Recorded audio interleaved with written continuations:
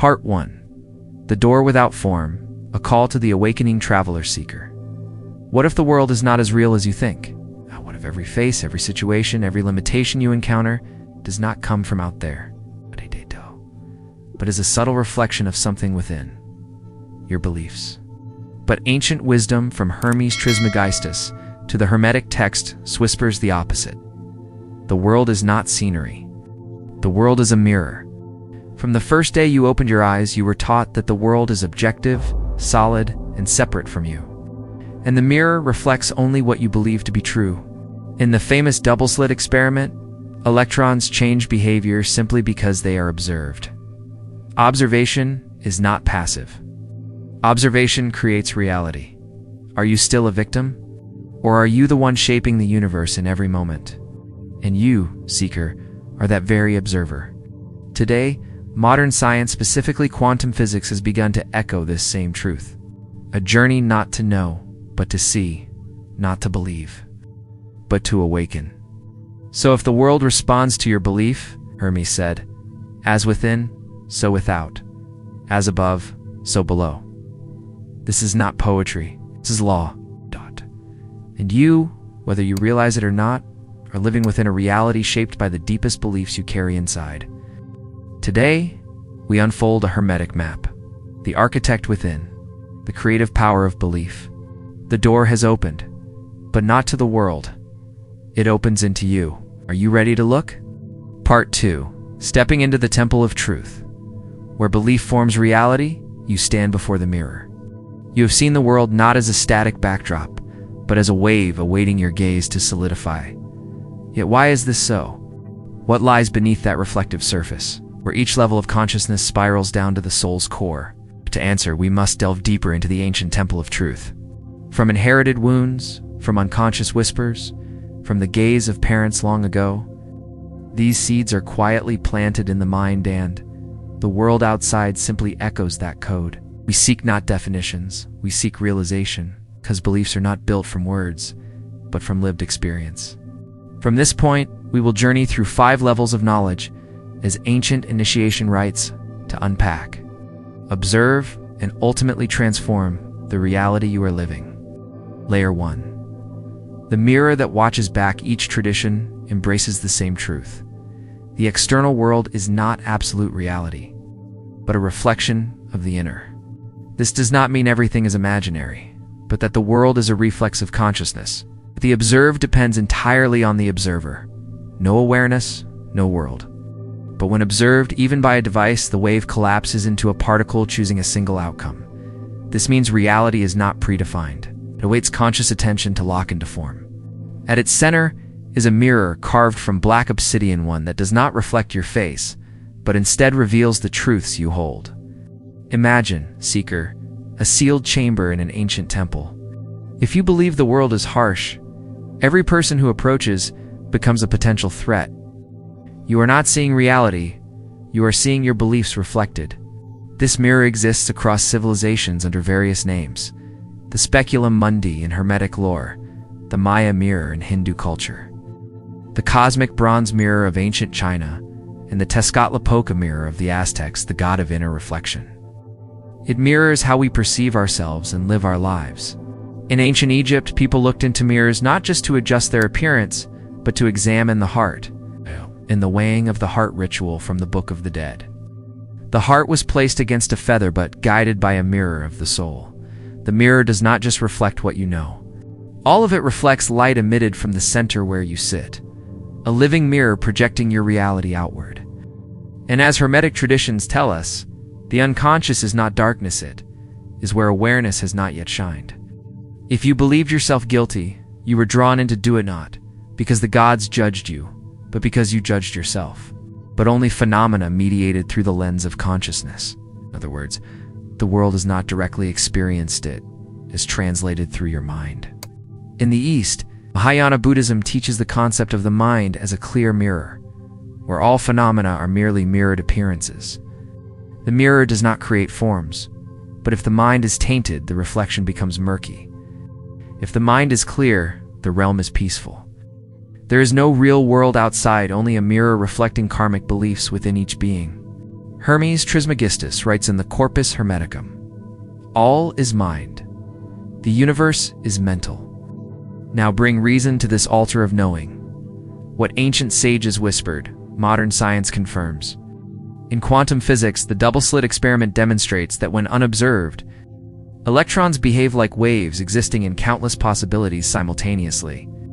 But this is not just a quantum phenomenon. If you believe you are unworthy, you won't see opportunities, because your reticular activating system filters out any evidence to the contrary. Life experience is not objective. It is a mirror of perception." Modern philosophy echoes this. Immanuel Kant argued that we never access the world as it is. So, if every reality you perceive is a translation, then you are the translator. And the dictionary you use is the beliefs you carry unconsciously. Look back at your life as if it were a map. The paths you've traveled, the people you've attracted, the opportunities you've missed. And the question is no longer what kind of world am I living in, but what kind of observer am I, that I should create such a world? The ancient mirror still stands. It speaks nothing, chooses nothing. It simply reflects. Layer 2. The Garden of Belief. Seeds that bloom or bind seeker. What if you were led into a garden and someone told you, every flower here, every thorny bush, every tangled path was planted by you? Would you believe it? It is a living seed, buried deep within the soil of consciousness. And every day, you walk through a garden shaped by those very seeds. Some bloom into hope, some into anxiety. Some grow into light, others into invisible chains. Beliefs are not thoughts, but alignments between the Sephirot. Belief exists at the intersection of reason and emotion, guiding how we interpret the world. Belief opens channels of divine light. Belief is not a fleeting thought. Across all ages, spiritual traditions have regarded belief not just as an attitude, but as a creative force. In ancient India, the Upanishads say, you become what your deep, driving desire is. As your desire is, so is your will.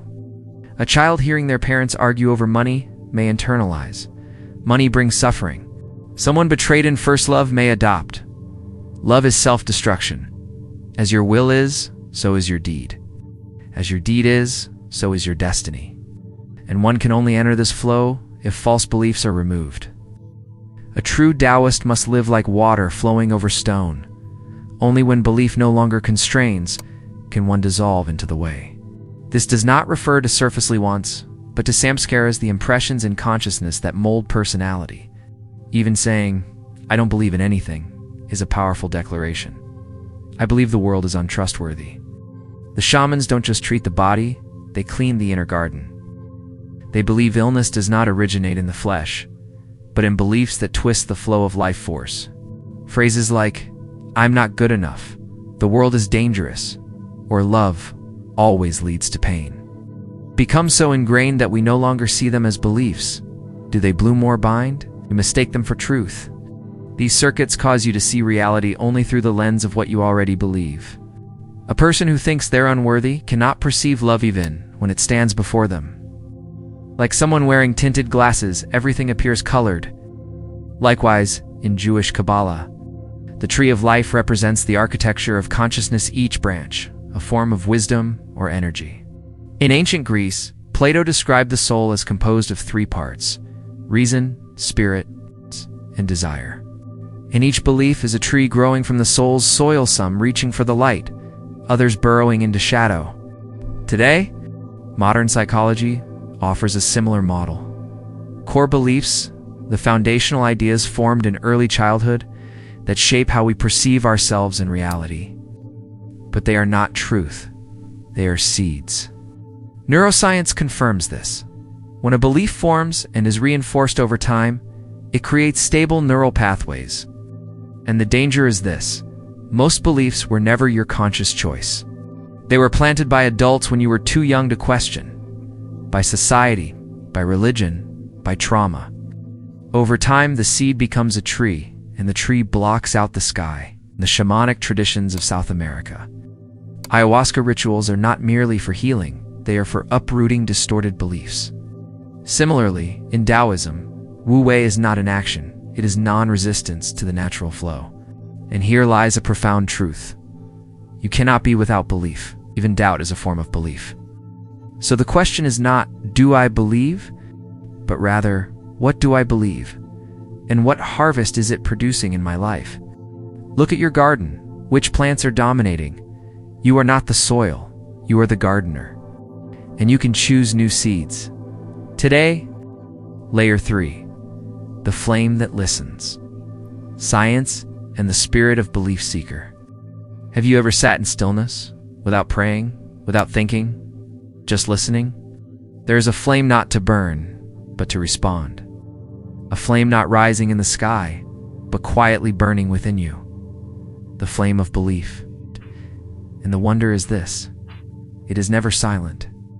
It listens to every whispered word, every thought you repeat unconsciously, and it responds through the reality you live. This layer is where two streams met, a sacred confluence of ancient mysticism and modern science. Here we see, belief is not a vague idea. It is a measurable, guiding, and transformative force. 1. Neuroscience. Belief as neural code. Brain scans of those who meditate, pray deeply, or practice faith regularly show increased activity and growth in the prefrontal cortex, and decreased activity in the amygdala, and how God changes your brain. Dr. Andrew Newberga, neuroscientist in religious studies, demonstrated that strong beliefs, especially positive spiritual ones, change the brain's structure. More importantly, the observer does not just look, they influence the outcome. This means belief doesn't just color your experience, it shapes the biology that processes it. 2. Quantum physics. The observer creates reality. You look into the world, becomes what you see. Fire was believed to hear prayers and respond with fate. In fire temples, belief was not formality, it was energetic influence on cosmic order. A ruler who strayed from just beliefs lost the mandate, natural disasters and social collapse would follow. The sun knew faith and mirrored it with rain or drought. As mentioned in the previous layer, the double-slit experiment shows matter has no definite form until it is observed.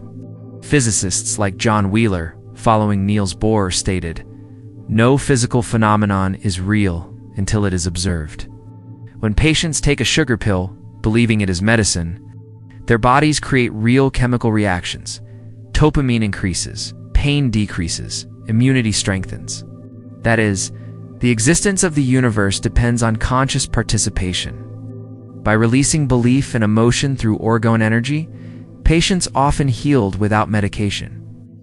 Ancient cultures understood this long before science gave it a name. 3. Ancient cultures. The flame of the soul as natural law. In Zoroastrianism, fire was not just a sacred symbol, it was the embodiment of divine will. In Chinese Confucian philosophy, the mandate of heaven is not blind faith, it is the resonance between human integrity and cosmic principle. The Inca of South America worshipped the sun not only as life giver, but as a consciousness aware of human belief. In all primal cultures, belief was never abstract.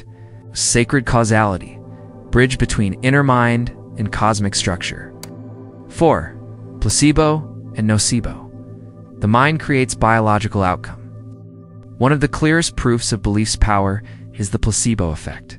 Conversely, the nocebo effect can cause harm. When someone believes they're being harmed, real symptoms appear then, if no physical cause exists. Psychologist Wilhelm Reich, a student of Freud, observed this too. He proposed that repressed emotions create armor, biological blockages in the body. 5. Reason and spirit are not opposites. They are two ends of the flame. In Hermetic philosophy, fire symbolizes sacred intelligence, both light and heat. Light is knowledge, heat is will. When you know and believe, the flame responds. If you only know but don't believe, the fire dies. If you only believe but don't understand, the fire burns blindly. Modern science does not dismiss mysticism, inches ever closer to the same summit. As physicist David Bohm once said, reality is an undivided whole in which the observer and the observed are one. Conclusion of this layer: belief is not something you possess, it is something that responds to you. Every belief is a spark. Every spark meets the flame of the universe and becomes reality. And that flame, dear seeker, is listening. Layer 4. The chains and the wings. Limiting versus liberating seeker. Do you ever feel bound even though no one is holding you? There are chains not made of iron but of words once spoken to you in childhood. There are cages with no bars, yet sealed tightly by what you believe to be true. And in that silence, one question rises. What within me is limiting me?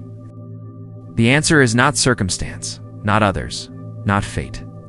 It is belief. 1. Limiting beliefs as invisible tools of control. The people were taught that the king was the living form of the god, Ra, and to rebel against him was to rebel against the cosmos. Those who thought otherwise were burned as witches.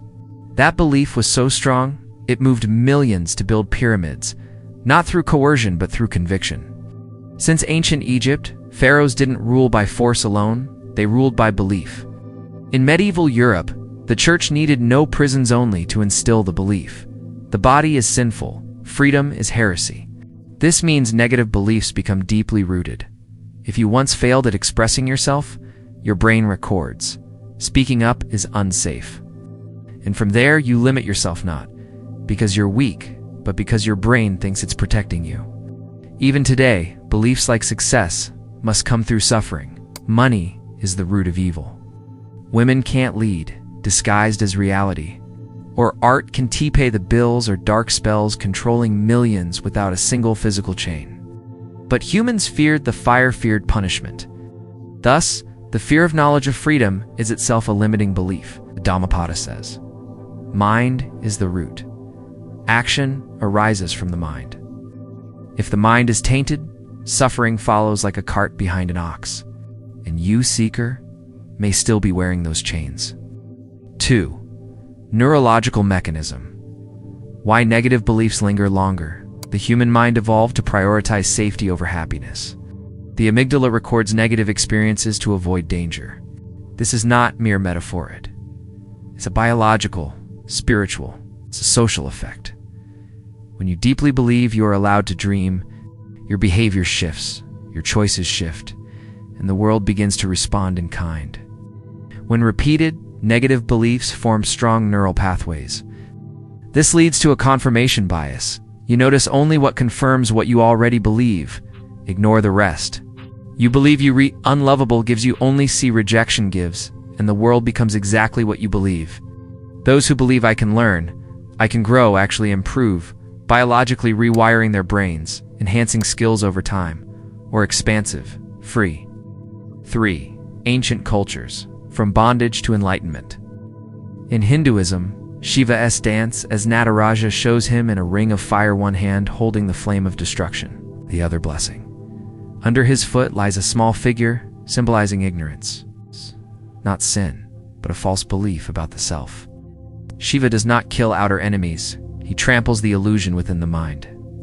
Ancient Greeks told the tale of Prometheus, who stole the fire of knowledge from Olympus for humanity. Buddhism teaches, all beings have Buddha nature, but most remain unenlightened because they believe they are unworthy. Suffering, then, comes not from outer karma, but from inner belief. 4. Liberating beliefs. Gateways to possibility. Just as negative beliefs imprison, positive beliefs can liberate, but only when rooted in both awareness and action. Modern science calls this growth mindset, a concept pioneered by Carol Dweck, the Bible says. Faith the size of a mustard seed can move mountains. The world will become the sky. 5. How to tell. Which is a chain? Which is a wing? Ask yourself, does this belief make me feel heavy, afraid? Did this belief come from lived experience, or was it placed in me by others? If I let this belief go, will I lose something, or will I fly? Liberating beliefs do not delude youth. They return you to your true, expansive self. Conclusion. Seeker, the door is real. The chains are real, but only in the mind. You can choose to believe that you are imprisoned, and life will reflect that belief. Or you can choose to believe you have wings, and then. Layer 5. The sacred rewriting. Changing the script, seeker. What if you are not just a character in this play, but the one writing it? What if every belief you hold isn't a fixed truth, but simply a line of text, and that line can be rewritten? Welcome to the final layer. This is where you stop analyzing reality and begin recreating it. Here, knowledge is no longer just information. It becomes power. And that power begins with a simple act: choosing the story you want to live. 1. The script wasn't written by you, but you can change it since childhood. You've picked up messages from parents, teachers, religion, and society. Phrases like, "Money is hard to earn," "I must sacrifice to be loved," "Others always get to decide." These didn't start with you, but you copied them and lived by them as if they were truth. In Tibetan Buddhism, there's the idea of the tulpa, a thought form that becomes real through repetition. Repeated beliefs can take on a life of their own and end up controlling you. Your beliefs can be rewritten because your brain isn't fixed. Every time you think differently, a new neural path forms. The more you repeat it, the stronger it becomes, and the old one weakens. In Amazonian shamanism, people carry what is called a spirit song, a silent melody shaping their fate. But that song can be rewritten. In aligned action, people can break free from old patterns and live in a new reality. When the practitioner enters meditation and chooses a new belief, they shift their frequency, not the world. 2. The mind can be reprogrammed, and science agrees this process is called neuroplasticity, the brain's ability to change. Dr. Joe Dispenza, a leader in consciousness work, shows that with meditation, visualization, calls it breaking the habit of being yourself, stepping out of the old self and into a more expanded version of who you truly are. 3. How to rewrite. 4 steps from both ancient and modern wisdom. Step 1. Identify the old script. Write down the beliefs you keep repeating. Just see them. Don't explain or judge. For example, "I'm not good enough," "Others are better," "I always get left behind." Step 2. Trace the roots. Ask yourself, who said this to me first? When did I start believing it? This step lets you stop playing the role and start writing your own script. Step 3. Reprogram with intention, but transforming the self. A wise person doesn't demand justice. They cultivate themselves so heaven responds. Use images, sounds, affirmations to create a new story. Each sacred poem holds a living code. By chanting it, the practitioner rewrites the path of the soul. Say, "I am worthy of a full life. I attract good things." But if you pass spiritual trials, you could earn a new name, rewriting your role in the cosmos. Just see that it no longer fits who you are today. I create my own reality. Step 4. Take aligned action. New belief only becomes real when you act on it. If you say, "I am confident," but still avoid every opportunity, then you're still following the old script. Belief must be matched by behavior. 4. Civilizations that rewrote destiny in ancient China. Both Confucianism and Taoism taught inner revolution, not overthrowing society. Change your inner story, and the world reflects it. In West Africa, the Yoruba Ifa ritual was not just fortune-telling. It was a tool to reshape awareness. In Egypt, people hid their true name. A name was seen as your soul's script. 5. Final message. You don't need to delete the old script. Just pick up the pen and keep writing. You don't need to reject what you once believed. Like a goldsmith, keep the gold. Let go of the rust. You are the writer, the director, the actor, and the only one with the power to change the story. Part 3. Light Beyond the Mirror. A dedication for those who have seen Seeker. You have stepped through the mirror. You are no longer a passive observer of the world. You have entered within, where reality is no longer a backdrop but a consequence. It's no longer random events but sacred responses from your mind. And when you look back through the mirror, the light you see no longer comes from the sun. It radiates from within you. From passive observer to co-creator in the first layer, you simply questioned the reality of existence. Now you understand. Reality is the result of conscious participation. From quantum double-slit experiments to Kabbalah invocation rituals, from neuroplasticity to chanting mantras in Indian traditions, all knowledge points to one truth. Consciousness is the tool of creation, and belief its language. Hermes Trismegistus taught that the all is mind and the universe is mental. This is more than a quote. It teaches that no phenomenon exists independent of the consciousness experiencing it. Thus, you are no longer just living in the world. They required you to experience truth, so it became a living realization, not just philosophy. You are part of a cosmic process that shapes itself through your observation, the ultimate argument. No more finding truth, only becoming truth. When you spin, the world seems to move, but in truth, you are seeing from a new angle.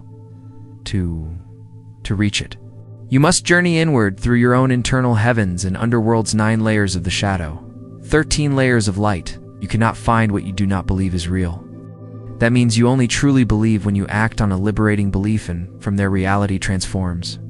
Just as you cannot see flowers where you have never planted seeds. That is why ancient sages from Egypt to China to the Andes did not pass down truth through words alone, but through ritual and action. In Western thought, Kierkegaard said, "Truth is not what we know, but what we live." There is no shortcut. No chant can replace aligned action. 3. Civilizations teach that going deep matters more than going far. The Greeks inscribed "Know thyself" at the Apollo temple of Delphi, but fewer know the rest. And you will know the gods in the universe. No need to go outward, just go inward. In Sufi tradition, spiritual journeys are not about traveling in time or space, but circling with Anaz in the Sema dance of the dervishes.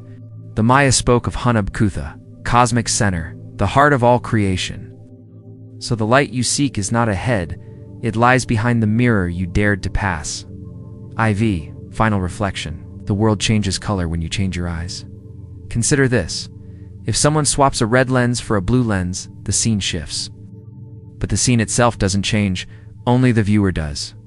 Likewise, if you shift your beliefs from "I am not enough" to "I am becoming," from "the world is against me" to "the world is teaching me," from "I am a victim" to "I am an artist," then every relationship, every opportunity, every dead end becomes a new doorway. Don't need to change everything, just change the one who sees. V. Final dedication. The path never ends, it unfolds. Seeker, you have gone deep.